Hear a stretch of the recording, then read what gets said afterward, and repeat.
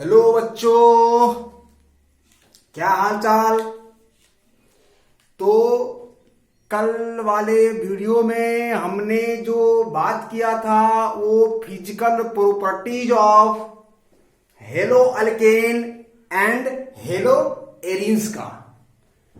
तो आज हम लोग फिजिकल प्रॉपर्टीज में ही कुछ पॉइंट और समझेंगे और उसके बाद हम लोग फिर आगे बढ़ेंगे सिलेबस में। तो चलिए आप लोग अपना एनसीईआरटी को ओपन कर लीजिए और जो भी उसका क्वेश्चन बनाइए, उसमें जो भी प्रॉब्लम होता है आप व्हाट्सएप पर सेंड करें, हम उसका सॉल्यूशन आप तक पहुंचा देंगे। तो चलते हैं, करते हैं स्टार्ट फिजिकल प्रॉपर्टी। तो आज भी जो हम लोग पढ़ने वाले हैं वो फिजिकली पढ़ने वाले हैं, लेकिन कुछ ही पॉइंट है, उसके बाद फिर हम लोग आगे बढ़ जाएंगे। तो फिजिकल प्रॉपर्टीज का जो नेक्स्ट पॉइंट है, अगला जो पॉइंट है, पॉइंट ये है कि अगर आपसे कोई पूछता है कि ये बताओ कि अल्काइल हैलाइड और हाइड्रोकार्बन में बॉइलिंग पॉइंट और मेल्टिंग पॉइंट ज्यादा किसका होगा, तो अल्काइल हैलाइड का बॉइलिंग पॉइंट और मेल्टिंग पॉइंट ज्यादा होता है किससे, हाइड्रोकार्बन से।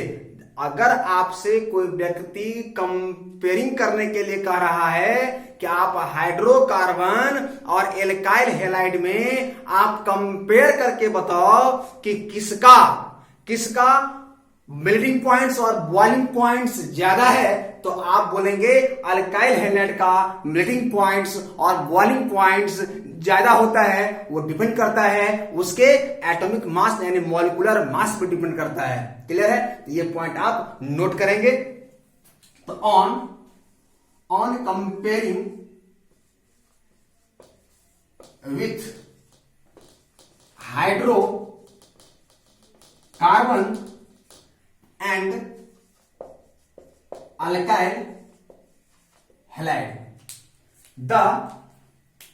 the melting point and boiling point of alkyl halide is greater than hydrocarbon.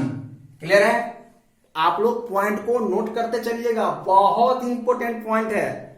Physical properties को आप आसान ना समझे, ये आपके 12th बोर्ड में भी आ सकता है, आपके जेई मेन में भी आ सकता है और आपके मेडिकल्स के एग्जाम में भी इससे क्वेश्चन आ सकता है, इसीलिए आप इसको आसान न समझे। तो क्या कह रहा है, on comparing with hydrocarbon and alkyl halide the melting and boiling point of alkyl halide is greater than hydrocarbon. तो अगर हाइड्रोकार्बन और अल्काइल हैलाइड में अगर आपसे पूछा जाए कि ये बताओ कि ज्यादा मेल्टिंग पॉइंट और बॉइलिंग पॉइंट किसका होगा, तो ये अल्काइल हैलाइड का होगा, जो किस बात पे डिपेंड करता है, मास पे डिपेंड करता है। क्लियर है? चलिए, जो नेक्स्ट हम लोग को जानना है प्रॉपर्टी, फिजिकल प्रॉपर्टीज का नेक्स्ट पॉइंट, ये हम लोग फिजिकल प्रॉपर्टीज पढ़ रहे हैं। पिछले वाले में हमने फिजिकल नहीं पढ़ाया था, लेकिन उसमें कुछ ही पॉइंट हुआ था, कुछ पॉइंट आज हो रहा है। तो नेक्स्ट जो है वो है डेंसिटी। क्या है? डेंसिटी। डेंसिटी कहता है number of carbon atom increase in alkyl halide then density increase. कहता है डेंसिटी कहता है कि number of carbon atom increase, number of carbon atom increase in alkyl halide then density increase. यानी एक अल्काइल हैलाइड में कार्बन का number जितना ज्यादा बढ़ेगा उसका डेंसिटी उतना ज्यादा होगा। क्लियर है? कोई डाउट तो नहीं? चलिए फटाफट आप इसको नोट कीजिए, हम नेक्स्ट फिजिकल प्रॉपर्टीज की बात करेंगे। ठीक है, चलिए आगे बढ़ते हैं। तो अगला जो हम लोग का फिजिकल प्रॉपर्टीज है वो है सोलबिलिटी। क्या है? सोलबिलिटी है। तो हम लोग हेडिंग देंगे सोलबिलिटी।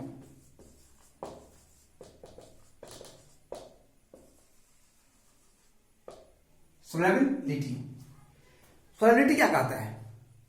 सोलेबिलिटी कहता है कि अल्काइल हैलाइड वाटर में, सोलेबिलिटी कहता है अल्काइल हैलाइड वाटर में लेस सोलेबल होता है, लेकिन ऑर्गेनिक सॉल्वेंट में सोलेबल होता है। ऐसा क्यों सर? क्या रीजन है कि अल्काइल हैलाइड वाटर में लेस सोलेबल होता है और ऑर्गेनिक सॉल्वेंट में वो कंप्लीटली सोलेबल होता है? कुछ तो रीजन होता होगा। तो अगर कोई आपसे पूछता है कि अल्काइल हैलाइड की सोलेबिलिटी क्या है, तो आप बोलेंगे कि ये वाटर में लेस सोलेबल होता है, लेकिन ये ऑर्गेनिक सॉल्वेंट में मोर सोलेबल होता है, यानी कंप्लीटली ये सोलेबल हो जाता है। किसमें? ऑर्गेनिक सॉल्वेंट में। और लेस सोलेबल किसमें होता है? अल्काइल हैलाइड में होता है। किसमें होता है बच्चों? अल्काइल हैलाइड में होता है। अब क्यों होता है, इसके रीजन को हम लोग यहां पर समझते हैं। अगर हमने कहा कि ये वाटर मॉलिक्यूल है, ये वाटर का मॉलिक्यूल है, ये वाटर का मॉलिक्यूल है और ये वाटर का मॉलिक्यूल है। हम जानते हैं कि इसके बीच में हाइड्रोजन बॉन्डिंग होता है। ये वाटर का मॉलिक्यूल है और इस वाटर मॉलिक्यूल में हमने क्या मिलाया? Alkyl halide. ये हो गया आपका अल्काइल हैलाइड हो गया, CH3 CH3 Cl CH3 Cl CH3 CH3 Cl और यहां पे CH3 Cl और इसके बीच में बॉन्डिंग है, इसके बीच में अपना बॉन्डिंग है। अब देखिए अल्काइल हैलाइड को जब आप वाटर में मिलाओगे तो ये वाटर और अल्काइल हैलाइड के बीच की जो बॉन्डिंग होगी, अल्काइल हैलाइड और वाटर के बीच की जो बॉन्डिंग होगी, ये बॉन्ड, ये जो इंट्रैक्शन होगा, ये इंट्रैक्शन लेस होगा पहले के इंट्रैक्शन से। कहने का मतलब मेरा ये हुआ कि ये वाटर है, वाटर में आपने अल्काइल हैलाइड को डाला, इसका मतलब है कि अल्काइल हैलाइड जो है उससे इंटरेक्ट करेगा। इसका मतलब हमने कहा कि आपने जब अल्काइल हैलाइड को वाटर में डाला तो अल्काइल हैलाइड वाटर से क्या करेगा? इंटरेक्ट करेगा। तो यहां पर हो रहा है इंट्रैक्शन ना, लेकिन ये जो इंट्रैक्शन हो रहा है ना, ये पहले वाला से कमजोर है। ये जो इंट्रैक्शन अभी हो रहा है, ये पहले वाले, इसके बीच में जो दोस्ती है, इस दोस्ती से ये दोस्ती कमजोर है। यानी पहले वाला जो दोस्ती इसके बीच में है वो तगड़ा है, अभी जो नया दोस्ती हुआ है ये कमजोर है। इसलिए ये इस वाटर मॉलिक्यूल में ज्यादा सोलेबल नहीं होता, लेस सोलेबल होता है। क्या होता है? लेस सोलेबल होता है। तो कोई पूछेगा क्यों होता है लेस सोलेबल भाई? तो लेस सोलेबल इसलिए होता है क्योंकि हम जानते हैं कि न्यू इंट्रैक्शन क्या है? लेस देन किससे? वाटर मॉलिक्यूल इंट्रैक्शन से। तो यहां पर हम लिख सकते हैं because the new interaction is less than water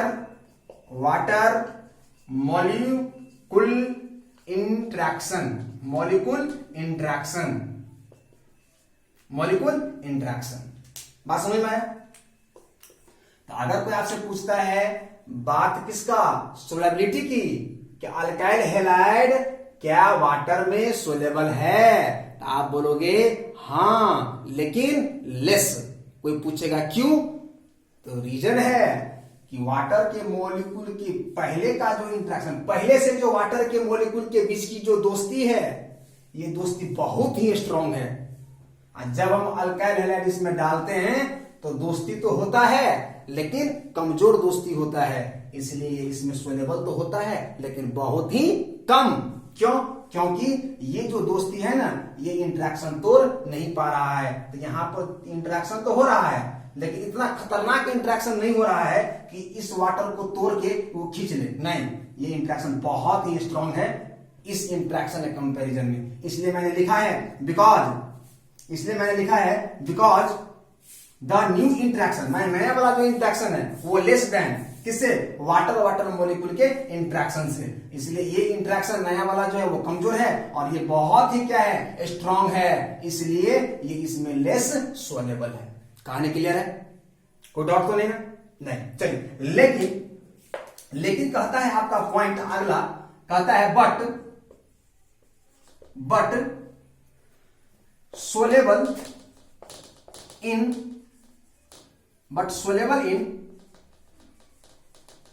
organic solvent,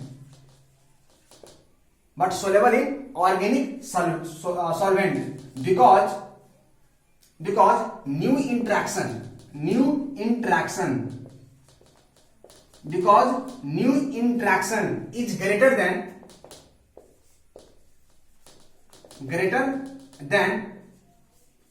organic solvent interaction. समझे बात क्या? तो अगर कोई आपसे बात करता है सोलेबिलिटी की, तो आप बोलेंगे कि अल्काइल हैलाइड जो है वो वाटर में लेस सोलेबल होता है, क्योंकि जो न्यू इंटरेक्शन बनता है जब हम वाटर में अल्काइल हैलाइड को डालते हैं तो इंटरेक्शन तो होता है, लेकिन उतना ज्यादा इंटरेक्शन नहीं होता जितना कि पहले से इसमें था। इसलिए ये वाटर मॉलिक्यूल को खींच नहीं पाता, तोड़ नहीं पाता, जिसके वजह से ये वाटर में अल्काइल हैलाइड लेस सोल्यूबल होता है।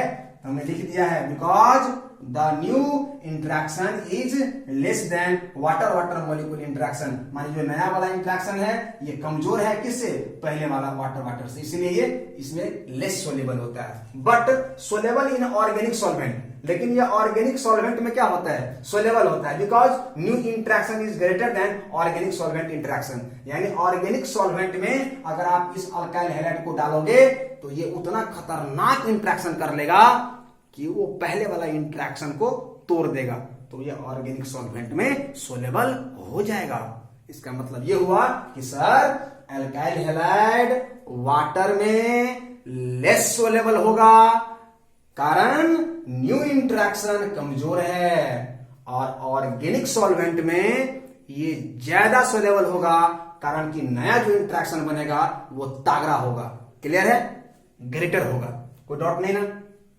तो हमने सोलिडिटी की बात की, हमने डेंसिटी की बात कर लिया, और हमने कंपेयर भी कर लिया कि अल्काइल हैलाइड और हाइड्रोकार्बन की जब बात होगी तो आप बोलोगे कि 100% है कि अल्काइल हैलाइड ज्यादा, अल्काइल हैलाइड का मेल्टिंग पॉइंट और बॉइलिंग पॉइंट ज्यादा होता है किससे? हाइड्रोकार्बन से। यहां पे आपका फिजिकल प्रॉपर्टी होता है खत्म। फटाफट आप नोट करें इसको। हो गया? चलिए आगे बढ़ते हैं। तो अब यहां से बच्चों स्टार्ट हो रहा है chemical reaction.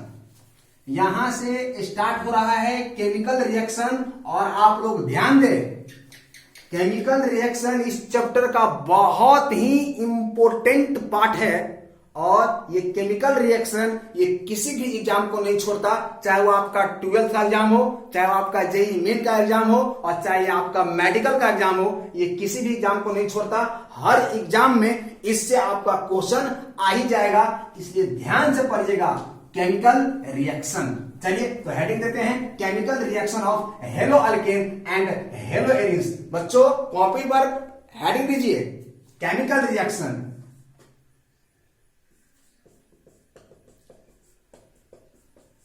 Chemical reaction, chemical reaction of hello alkane and hello arenes. यानी इसमें हम लोग को तीन टाइप के केमिकल रिएक्शन पढ़ना है। यानी इस हेलो अल्केन और हेलो एरिन्स में जो हम लोग केमिकल रिएक्शन पढ़ने जा रहे हैं, इसमें हम लोग को मेनली तीन टाइप के पढ़ने पड़ते हैं केमिकल रिएक्शन। एक का नाम होता है न्यूक्लियोफिलिक सब्स्टिट्यूशन रिएक्शन, दूसरा का नाम होता है एलिमिनेशन रिएक्शन, और तीसरा का नाम होता है रिएक्शन विथ मेटल। तीनों रिएक्शन को हम लोग बहुत ही बेहतर से पढ़ने वाले हैं, एक एक करके, ठीक है ना? तो आप लोग पूरे ध्यान से आप लोग पढ़िएगा, और जो भी बताया जाए उसको नोट कीजिएगा, ठीक है? तो चलिए पहले लिखते हैं कि वो तीन केमिकल रिएक्शन कौन कौन पढ़ना पड़ता है। तो पहला जो केमिकल रिएक्शन है इसका नाम है न्यूक्लियोफिलिक सब्स्टिट्यूशन रिएक्शन।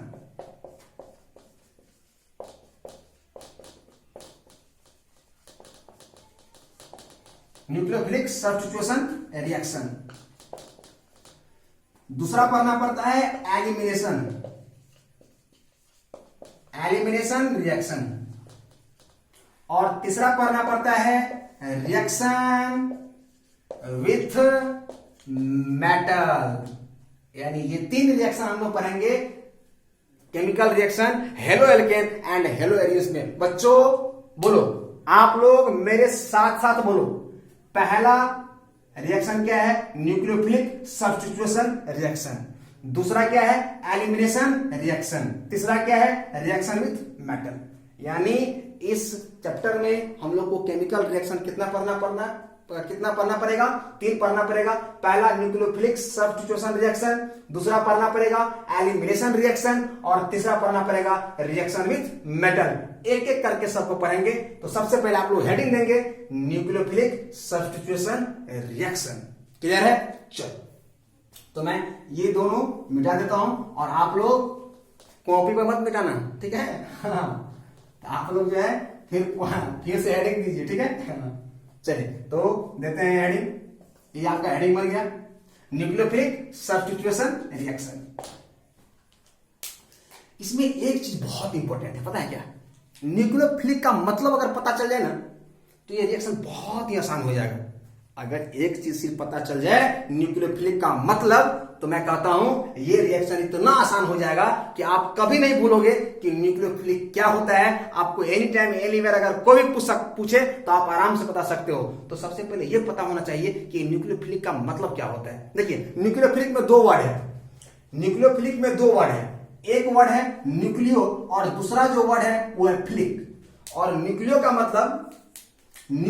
मतलब हुआ न्यूक्लियस। क्या हुआ? न्यूक्लियो का मतलब क्या हुआ? न्यूक्लियस। और फिलिक का मतलब हुआ लविंग।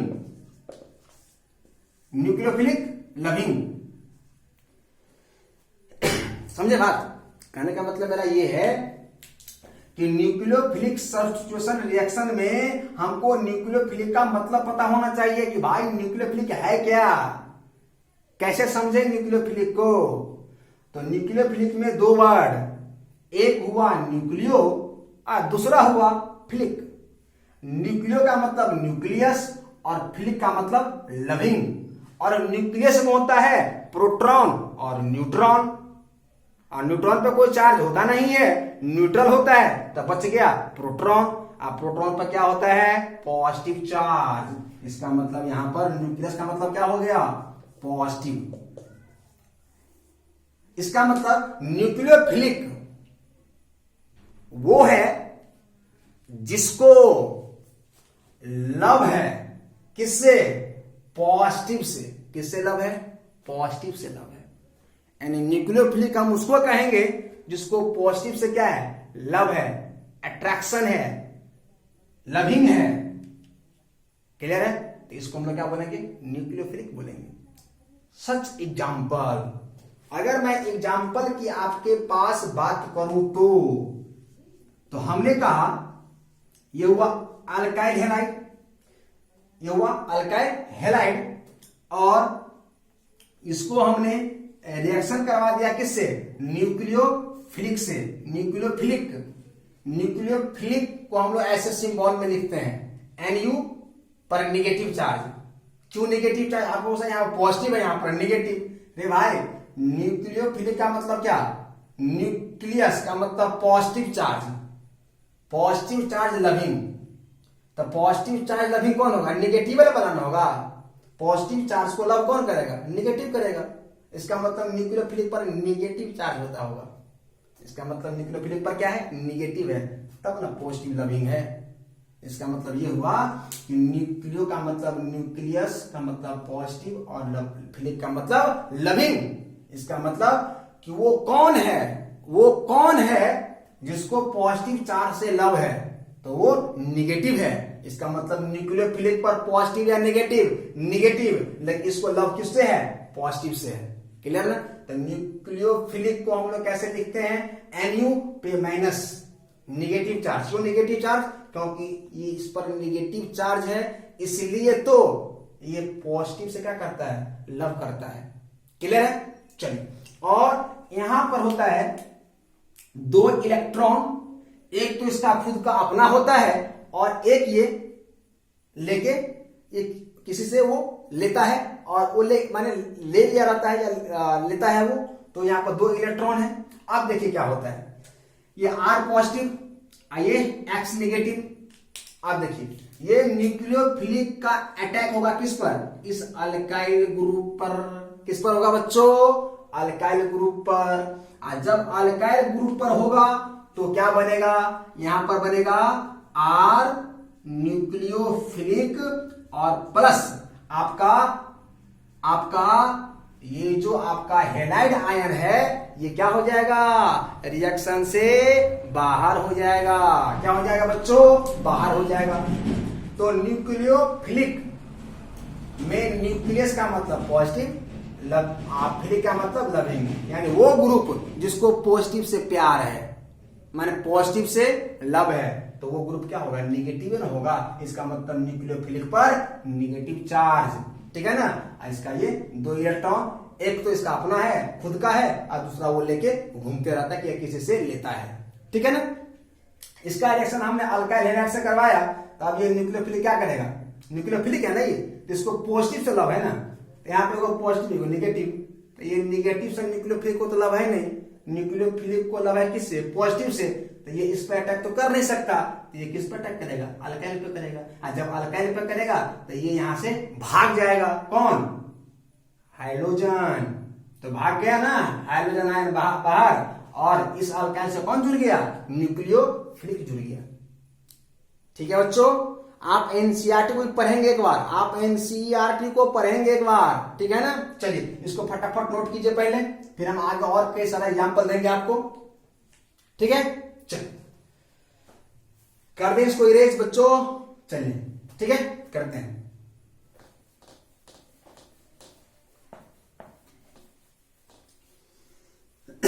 इसका मतलब समझ में आ गया ना कि न्यूक्लियोफिलिक पर क्या होगा, नेगेटिव चार्ज होगा, और किसको ढूंढेगा, पॉजिटिव को ढूंढेगा, ठीक है। चलिए नेक्स्ट एग्जांपल की अगर मैं बात करूं यहां पे आपके पास, तो ये हो गया आपका अल्काइल हैलाइड, और इसका मैं रिएक्शन करवा देता हूं NaOH के साथ। NaOH ये किस फॉर्म में ब्रेक करेगा, Na प्लस आप प्लस OH माइनस। अब बताओ इस दोनों में न्यूक्लियोफिलिक कौन होगा, तो इस दोनों में जो न्यूक्लियोफिलिक होगा वो क्या होगा, OH माइनस होगा। क्या होगा, OH माइनस होगा। क्लियर है। अगर कोई आपसे पूछता है कि NaOH में न्यूक्लियोफिलिक कौन है, तो आपका आंसर है कि इसमें न्यूक्लियोफिलिक OH माइनस है, क्योंकि पॉजिटिव है ना इस पर, तो पॉजिटिव बात हो नहीं सकता ना, निगेटिव वाला ही होगा ना, क्योंकि वो ग्रुप जिसको पॉजिटिव से प्यार हो, तो पॉजिटिव से नहीं प्यार है, पॉजिटिव को तो निगेटिव सुना है। इसका मतलब यहाँ पर न्यूक्लियोफिलिक कौन है, OH माइनस है। और यहाँ पर आप जानना करते हो कि ये पॉजिटिव है और ये निगेटिव है, इसका मतलब ये जो आपका OH है ये कहां पर अटैक करेगा, अल्काइल ग्रुप पर। और अल्काइल ग्रुप पर जो अटैक करेगा तो बताओ बच्चों क्या बनाएगा, ROH अल्कोहल बनाएगा, प्लस यहां का Na प्लस यहां का X माइनस, रिएक्शन से क्या हो जाएगा, बाहर हो जाएगा। कोई डॉट। चलिए देखते हैं और एग्जांपल नेक्स्ट। ये है अल्काइल हैलाइड। क्या है, अल्काइल हैलाइड, और इसको मैं रिएक्शन करवा देता हूं वाटर के साथ। किसके साथ बच्चों, वाटर के साथ। अब वाटर किस फॉर्म में ब्रेक होता है, तो वाटर ब्रेक होता है H plus plus OH minus के फॉर्म में, यानी वाटर जो ब्रेक करता है वो H प्लस और OH माइनस के फॉर्म में ब्रेक करता है। तो बताओ बच्चों यहां पर न्यूक्लियोफिलिक कौन होगा, पॉजिटिव वाला कि निगेटिव वाला, निगेटिव वाला। क्यों सर, क्योंकि हम जानते हैं कि निगेटिव वाला ही वो ग्रुप है जिसको पॉजिटिव से क्या है, लव है। इसका मतलब ये क्या है, न्यूक्लियोफिलिक है। तो यहां पर फिर वही बात, ये पॉजिटिव और ये निगेटिव, फिर ये OH किस पे अटैक करेगा, अल्काइल ग्रुप पे अटैक करेगा। और जब ये अल्काइल पे अटैक करेगा तो अटैक करने के बाद बच्चों क्या बनाएगा, अटैक करने के बाद ये बनाएगा फिर दोबारा क्या, अल्कोहल, और प्लस यहां का H प्लस यहां का X माइनस, ये क्या बना देगा, HX बना देगा। कोई डॉट बच्चों, कोई डॉट तो नहीं ना, नहीं। चलिए तो आगे और एक एग्जांपल देखते हैं, करते हैं इसको इरेज। चलिए फटाफट नोट कीजिए, जल्दी जल्दी, ठीक है। चलिए मैं आपको एक एग्जांपल और बताऊंगा।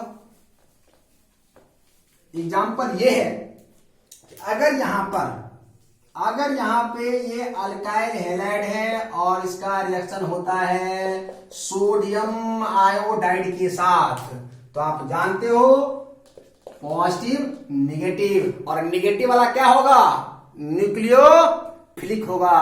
क्यों सर? क्योंकि उसको पॉजिटिव से लव है। क्लियर है? तो यहां पर फिर पॉजिटिव, यहां पर निगेटिव, तो ये निगेटिव कहां पे अटैक करेगा? अल्काइल ग्रुप पे अटैक करेगा। बोलो बच्चों, कहां करेगा? अल्काइल पे करेगा। अब आप लोग तो इसको आराम से बना सकते हो ना, कि यहां पर क्या हो जाएगा?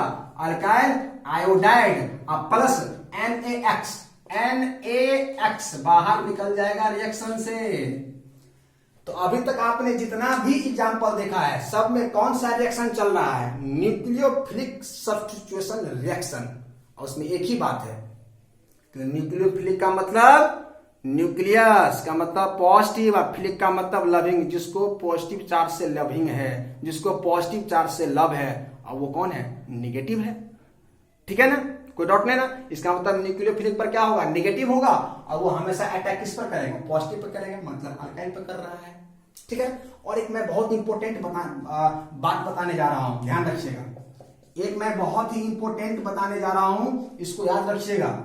हमने क्या कहा? ये R अल्काइल हैलाइड है, इसका रिएक्शन अगर मैं न्यूक्लियोफिलिक से करवाता हूं तो ये क्या बनाता है? R न्यूक्लियोफिलिक सा प्लस हैलाइड आयन क्या होगा? अलग हो जाएगा। ये जो आपका अल्काइल है, ये जो आपका अल्काइल ग्रुप है, ध्यान रखिएगा, ये sp3 कार्बन ही होना चाहिए। ये sp3 कार्बन ही होना चाहिए। 100% क्लियर है कि ये sp3 कार्बन ही होना चाहिए। कोई डाउट तो नहीं ना? तो ये न्यूक्लियोफिलिक सब्स्टिट्यूशन रिएक्शन तभी होगा जब अल्काइल का कार्बन यानी अल्काइल का कार्बन क्या हो?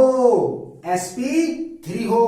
अगर अल्काइल का कार्बन sp2 है या sp है तो ये न्यूक्लियोफिलिक सब्स्टिट्यूशन रिएक्शन नहीं होगा। न्यूक्लियोफिलिक सब्स्टिट्यूशन रिएक्शन सिर्फ और सिर्फ तभी होगा जब अल्काइल का कार्बन sp3 होगा। तो आज के लिए बच्चों यही तक केमिकल रिएक्शन, अगले वीडियो में भी हम लोग पढ़ेंगे। तो आज के लिए इतना ही। अगर वीडियो पसंद आता है तो लाइक कीजिए, सब्सक्राइब कर दीजिए और शेयर कर दीजिए।